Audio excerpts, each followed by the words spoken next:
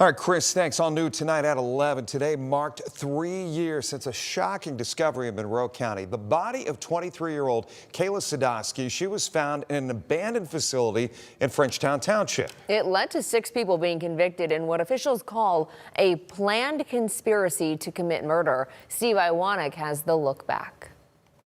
Troopers say they were dispatched to a body at the abandoned Boysville Juvenile Detention Center in Frenchtown Township. And inside, they say they discovered Monroe City resident Kayla Sedoskey on the floor inside the building. 3 years ago today, a 23-year-old mom shot 3 times, found dead in here, wrapped in a tarp. And in a small community like this, the question quickly became, who did it? And there's a possibility that there will be other suspects named and arrested. That was 2023. Michigan State Police took the lead in what became a year-long investigation. By spring, arrests were made across multiple states, Michigan, Ohio, and North Carolina, where a standoff took place between U.S. Marshals and Stephen and Irina Bales, who were later taken into custody, but not alone. We're getting a look at all 6 people who have been arrested and charged for the murder of a Michigan woman. 4 others, Sierra Bemis, Bryn Smith, Kaylin Ramsey, and Alexander Faco, all charged and later convicted in Sedoskey's murder case. Investigators found out the timeline started weeks prior to the discovery of her body. In February that year, prosecutors say Sedoskey was lured to the Boysville site under false pretenses. When she arrived, multiple people were waiting for her. She was killed and left alone.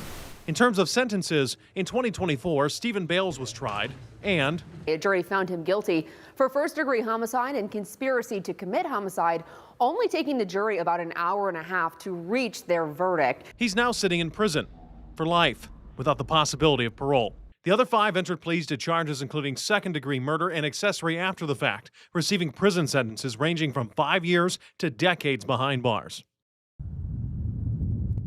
Today, the Boysville facility is gone, now an empty lot of grass. But just steps away, at the corner of Comboni and Nadeau, stands a cross, a quiet reminder that even with a building torn down, its story isn't. You know, guys, I wasn't at the station when this all started, but I can't imagine for you, Kayla, kind of leading the charge in this investigation, what finding out all these details as each moment happened must have been like for you as a reporter. Yeah, I remember being on this case pretty quickly. I was still full-time investigative, and I had gone to Kayla's Facebook.